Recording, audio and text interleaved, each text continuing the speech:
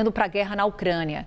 As forças russas avançaram até 10 quilômetros na região disputada da segunda maior cidade ucraniana, Kharkiv. O presidente Volodymyr Zelensky afirmou hoje que a defesa ucraniana conseguiu estabilizar a situação. Nosso analista Américo Martins está com a gente.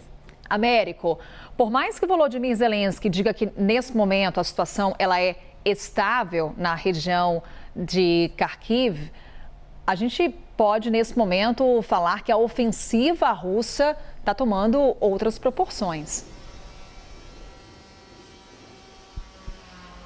Sem dúvida nenhuma, Carol. Muito bom dia a você e a todos que nos acompanham. É extremamente difícil a situação da Ucrânia naquela região, ao norte de Kharkiv. Kharkiv é uma cidade que fica a apenas 80 quilômetros da fronteira com a Rússia. Era, no início da guerra, a segunda maior cidade do país, um núcleo industrial, um núcleo científico. É um alvo muito importante para os russos. Mas por que está tão difícil a situação para os ucranianos? Porque, basicamente, os russos invadiram no final de semana passado aquela região e abriram um novo flanco na guerra. Só com essa invasão, eles ampliaram ali em cerca de 100 quilômetros a linha de frente, que já tinha mais de 1.000 quilômetros. Os russos estão explorando aqui uma fraqueza dos ucranianos. Os ucranianos não têm soldados suficientes na linha de frente neste momento e agora vão ter que espalhar ainda mais aqueles soldados que estão na linha de frente para cobrir esses outros 100 quilômetros. A situação é tão complicada que o governo ucraniano resolveu liberar presos de algumas prisões para lutar na linha de frente. Eles não têm gente, não têm munição suficiente nesse momento. Então a Rússia está explorando ali uma fraqueza dos ucranianos que estão tentando fazer essa cobertura, fazer essa resistência, e isso pode abrir outros flancos na atual linha de frente, porque obviamente os ucranianos vão ter que tirar unidades dali, eles vão ter que espalhar mais as suas defesas. E o presidente Volodymyr Zelensky, inclusive, foi ontem a Kharkiv, essa segunda maior cidade do país. Os russos já tomaram pelo menos 10 cidades naquela região e ameaçam chegar ainda mais perto dessa cidade. É possível, por exemplo, que eles ou tentem tomar a cidade ou façam um cerco ao redor dela. Os ucranianos continuam tentando resistir, esperam receber em breve mais armamentos e mais munições do Ocidente, aquela ajuda militar que os Estados Unidos aprovaram agora, recentemente, de 61 bilhões, mais 2 bilhões de dólares que o Antony Blinken anunciou esta semana em Kiev. De qualquer forma, a situação é muito tensa e muito complexa para os ucranianos.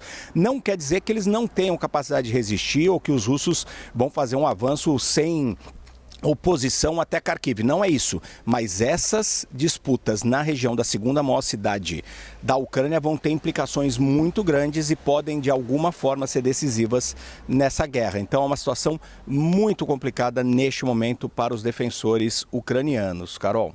O quanto que essa ofensiva, Américo, vai dar um peso ainda maior para a Cúpula da Paz, que acontece daqui praticamente um mês, 15 e 16 de junho, na Suíça. Inclusive, Américo Martins trouxe a informação na programação da CNN Brasil de que o presidente Lula foi convidado para participar desse encontro, mas decidiu que não vai à Suíça.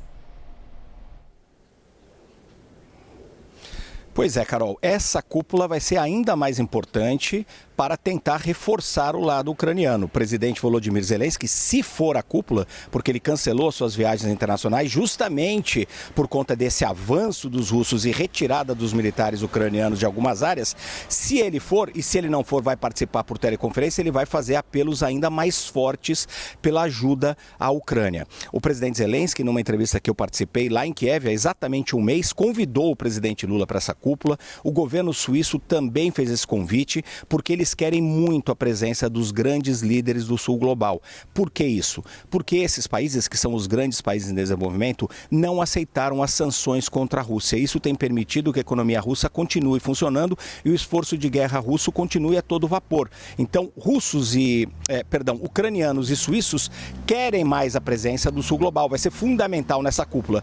Mas o presidente Lula, conforme eu apurei e divulguei ontem decidiu que ele não vai participar da cúpula, apesar dos convites dos suíços e do próprio presidente Volodymyr Zelensky, porque a Rússia não foi convidada. Então, a avaliação do Palácio do Planalto, do presidente e do Itamaraty é que não se justifica a presença dele, um líder do Sul Global, numa reunião de paz que não tem os dois lados em conflito. Vai ser uma reunião apenas do lado ucraniano, prometendo provavelmente apoio aos ucranianos. O Itamaraty não identifica isso como uma reunião de fato em busca da paz. Carol.